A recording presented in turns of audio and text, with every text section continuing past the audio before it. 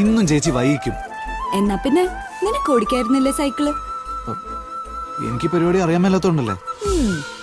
ആ പോകുന്ന ട്രെയിനാ എന്നും നമ്മുടെ സമയം തെറ്റിക്കുന്നത്. അതെങ്ങനെയാ? ട്രെയിനിന്റെ സമയമല്ലേ ചേച്ചിയുടെ ടൈം പീസ്. ഈ ട്രെയിനിന്റെ സമയം നോക്കി തന്നെയാ ഞാനും പഠിക്കാൻ പോയിക്കൊണ്ടിരുന്നത്. വെറുതെ അല്ല 10 തോറ്റത്. എന്ത്? ഒന്നുമില്ല ഒന്നുമില്ല. അസംബ്ലിയും കഴിഞ്ഞു. ഇന്നും എന്റെ കാര്യം പോക്കാം. ബൈ. വേഗം ചെല്ലട്ടോ, അല്ലെങ്കിൽ ഇന്നും നിനക്ക് ടീച്ചറിന്റെ കിട്ടും.